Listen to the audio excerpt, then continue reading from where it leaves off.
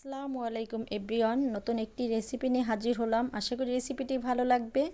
প্রথমে নিয়েছি কাঁচা আম। আমি কাঁচা আম দিয়ে বার্মিস আচারের রেসিপি দেখাবো।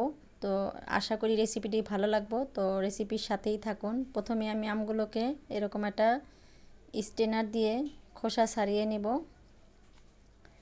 এই আচারটা কিন্তু খেতে অসাধারণ লাগে। একবার হলো বাসায় তৈরি করবেন, আর কেমন হলো আমাকে অবশ্যই কমেন্ট করে জানাবেন। তো এরকম খোসা ছাড়িয়ে নিয়েছি আমি সবগুলোকেই। এখন আমি এগুলোকে কেটে নিব। একদম স্লাইস স্লাইস করে কেটে নিতে হবে। তো আমি এটা ছুরি দিয়ে আসলে কাটতে গিয়েছিলাম, এটার আঠিটা অনেক শক্ত হয়ে গিয়েছে, কোনোভাবেই আর কাটা যাইতেছিল না। তা আমি এখন এগুলোকে বটি দিয়ে এরকম স্লাইস স্লাইস করে কেটে নিয়েছি। দেখতেই পাচ্ছেন একদম পাতলাও না আর মোটাও না, এরকম একটা স্লাইস হবে। এরকম স্লাইস করে কেটে নিতে হবে। তা আমি এই কাজটা বটি দিয়ে করছি, এটা ছুরি দিয়ে করা যায় না, এটা আঠি অনেক বেশি হয়ে গেছে, শক্ত হয়ে গিয়েছিল। তাই সেগুলোকে ধুয়ে ক্লিন করে একটা সাইডে নিয়ে আমি এটার মধ্যে দিয়ে দিলাম 1 কাপ চিনি। চিনিটা আপনাদের টেস্ট অনুযায়ী দিবেন, তবে বার্মিস আচারটা কিন্তু অনেক বেশি মিষ্টি থাকে। তো এখন এটার মধ্যে আমি দিয়ে দিলাম ভিনেগার 2 টেবিল চামচ। এখন দিয়ে দিলাম বিট লবণ 1 টেবিল চামচ। দিয়ে এখন হাতের সাহায্যে নেড়ে চেড়ে একটু মিশিয়ে নিব। এই আচারটা কিন্তু একদম সহজেই তৈরি করা যায়, কোনো রকম রোদ দেওয়ার ঝামেলা নাই, কোনো রকম ঝামেলা নাই। এটা কিন্তু 2-3 মাস নর্মাল ফ্রিজে রেখেও খেতে পারবেন। এটা কিন্তু খেতে অনেক বেশি টেস্টি হয়ে থাকে। এটা অবশ্যই একটু বেশি করে বানাবেন। আমার আসলে অনেক কম বানানো হয়ে গিয়েছিল। এটা আমার বাসায় মনে বানানোর সাথে সাথেই এটা অর্ধেকটা খাওয়া হয়ে গিয়েছিল। তো এই তো দেখতে পাচ্ছেন 1 ঘন্টা রেস্টে রেখেছিলাম। 1 ঘন্টা পরে চিনিটা গলে একদম আমটা একটু নরম নরম হয়ে এসেছে।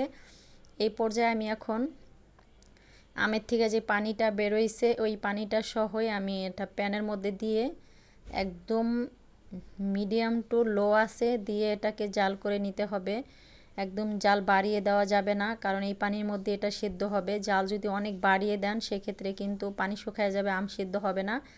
তো আমি কালারের জন্য এটার মধ্যে দিয়ে দিলাম 1 টেবিল চামচ হলুদের গুঁড়া, 1 টেবিল চামচ দিয়ে দিলাম মরিচের গুঁড়া, লাল মরিচের গুঁড়া দিয়ে দিলাম 1 টেবিল চামচ লবণ। তো ঝাল যদি বেশি খাইতে চান তাহলে আর একটু বাড়িয়ে দিতে পারেন।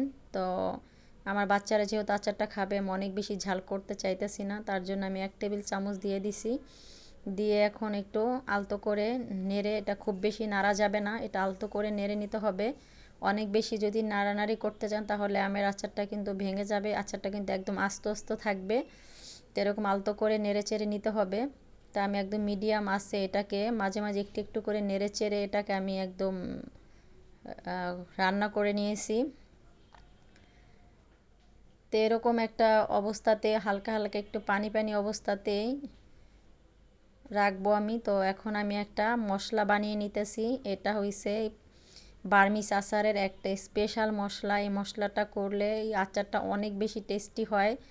দিয়ে দিলাম কিছুটা জিরা, দিয়ে দিলাম ধনিয়া, আর দিয়ে দিলাম এলাচ, একটা তেজপাতা ছোট ছোট টুকরা করে, আর দিয়ে দিলাম হাফ চামচের মতো পাঁচফোড়ন। এটাকে আমি আধা ভাঙ্গা করে নিয়েছি। এখন এই মশলাটা আমি এটার মধ্যে ব্যবহার করব।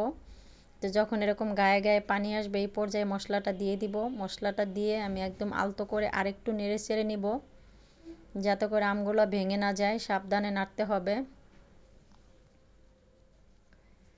তো নেড়ে চেড়ে সব কিছু মিশিয়ে নিয়েছি।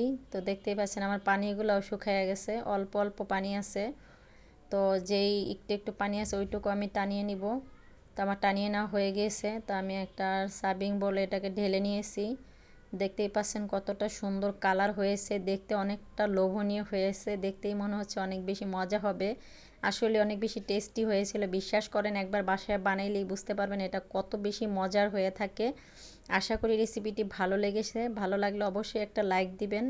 আর যারা এখনও আমার চ্যানেলটি সাবস্ক্রাইব করেননি তারা অবশ্যই সাবস্ক্রাইব করবেন। আর যারা সাবস্ক্রাইব করেছেন তাদেরকে অসংখ্য ধন্যবাদ। এরকম আরও অনেক মজার মজার রেসিপি নিয়ে হাজির হব। সে পর্যন্ত সবাই ভালো থাকেন, সুস্থ থাকেন, আল্লাহ হাফেজ।